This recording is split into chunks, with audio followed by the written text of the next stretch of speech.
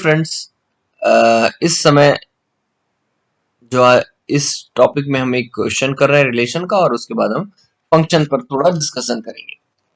देखिए, यहाँ पे हमारे पास दे रखा है so that R relation R in the set Z of integers given by, ये आर ऐसे डिफाइन कर रखा है इन्होंने।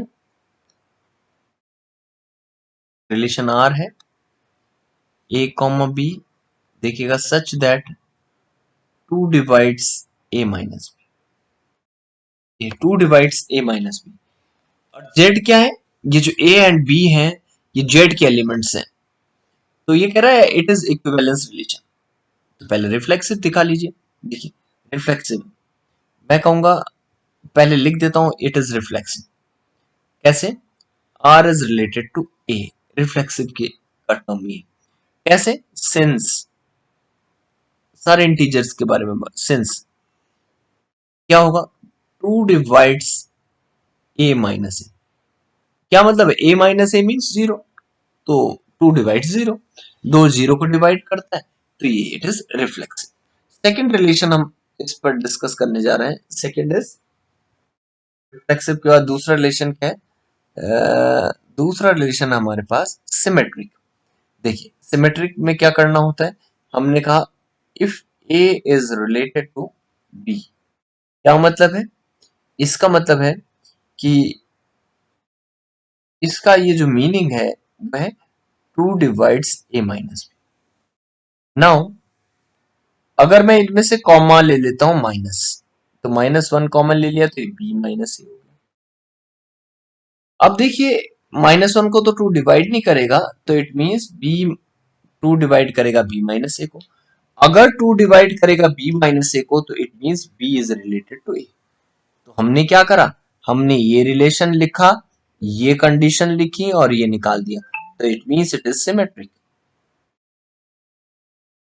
नेक्स्ट प्रॉब्लम की तरफ चलते हैं। नेक्स्ट इसमें हमारे पास ट्रांजिटिव ट्रांजिटिव रिलेशन की बात करते हैं। देखिए हमने कहा if A is related to B and B is related to C, तो क्या है इसका मतलब? A is related to B means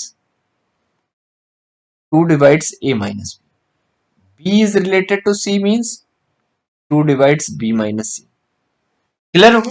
ये इसको डिवाइड करता है। तो देखिए अगर मैं ऐसा कर लूं,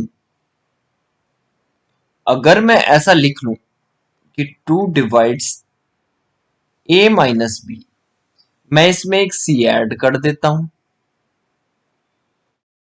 या एक काम कीजिए, देखिए 2a माइनस बी को डिवाइड करता है, 2b माइनस सी को डिवाइड कर देता है, तो 2 डिवाइड करेगा इन दोनों की सम को भी, यानी a minus B plus b minus C, इसको भी डिवाइड करेगा इन दोनों की सम को। और जैसे b से b कैंसिल कर दीजिए, तो 2 डिवाइड्स a माइनस सी, और 2 डिवाइड्स a माइनस सी माने a is related to c, और ये ट्रांजिटिव हो गया। अब रिफ्लेक्सिव हो गया, ट्रांजिटिव हो गया, सिमेट्रिकल हो गया, तो हम क्या कहेंगे? हम कहेंगे इट इज क्या कहेंगे हम? हेंस इट इज कौन सा रिलेशन हो गया? Hence it is equivalence relation.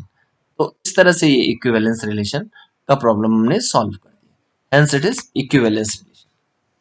तो ये तो था। अब हम थोड़ा सा और आगे जाते हैं और डिस्कस करते हैं। देखिए हमने आपसे रिलेशन के बारे में डिस्कशन किया था। एक सेट ए है और एक सेट बी है। फंक्शन और रिलेशन में अंतर आपको दिखाने जा रहे हैं। ये हमने इसमें से कुछ एलिमेंट लिखे, मैंने लिखा ए और यहां लिखा 1 3। देखिए 1 ए से भी रिलेट, 1 से ए 1 से भी रिलेट हो सकता है, ए 2 से भी हो सकता है, ए 3 से भी। मीन्स मैं ये लिख सकता हूं A is related to 1, A is related to, A is related, ऐसा कह सकता हूं, A is related to this. लेकिन फंक्शन में ऐसा नहीं हो सकता। इन ये तीन अलग अलग एलिमेंट है, इसको हम बोलते हैं, देखिए इसको हम कहते हैं इमेज, और इसको कहते हैं प्री इमेज। तो इतने सारे एलिमेंट की एक प्री इमेज नहीं हो सकती फंक्शन के लिए। रिलेशन है, इट इज रिलेशन, ये रिलेशन है, ये तो रिलेशन है। लेकिन ये फंक्शन क्यों नहीं हो सकता? फंक्शन इसलिए नहीं हो सकता क्योंकि ये फंक्शन क्यों नहीं हो सकता, क्योंकि मैंने आपसे बताया कि ये 1 की भी प्री इमेज ए नहीं हो सकती, 2 की भी नहीं हो सकती, 3 की भी नहीं हो सकती, है ना। लेकिन इसके विपरीत फंक्शन ऐसा हो सकता है। ये फंक्शन है, ये है, देखिए क्या ए है, 1 2 1 ए पर मैप कर सकता है, 2 भी ए पर मैप कर सकता है, 3 भी ए पर मैप कर सकता है। इस तरह के फंक्शन का रिलेशन आपने देखा होगा।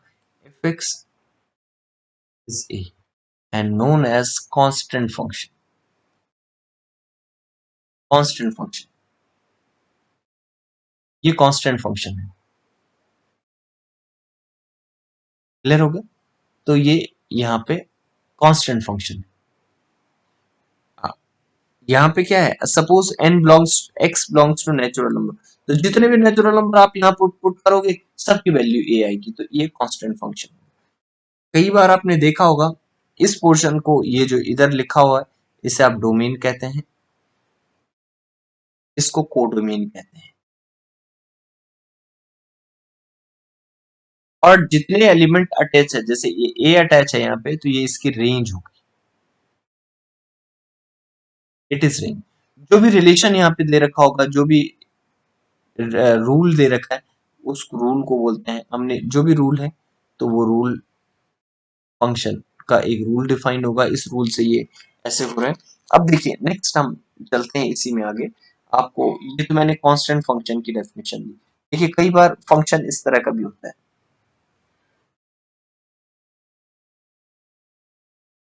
ये मैंने आपसे पहले भी कहा, ये डोमेन हो गया, ये कोडोमेन होगा, ये कोडोमेन हो गया, ये डोमेन हो गया। जैसे हमने ए लिखा, इसे बी। देखिए कई बार, और ये रूल एफ अटैच, देखिए यहां पर हमने लिखा 1 2, यहाँ पे लिखा है ए बी। सपोज 1 ए से रिलेटेड है, 2 बी से रिलेटेड है, ये 3 से रिलेटेड है, ये 4 डी से रिलेटेड। इस तरह का जो फंक्शन यहाँ पे जो बना, इसे one one function, one function कहेंगे। It is known as one function. देखिए सेकंड इसी में हम और आगे चलते हैं। सपोज सपोज ये हमने लिया, नेक्स्ट ये डोमेन हो गया, ये कोडोमेन हो गया, डोमेन एंड इट इज। देखिए इसे ए से लिखा हमने, इसे सपोज यहाँ पर हमारा element A B C, sorry 1 2 3,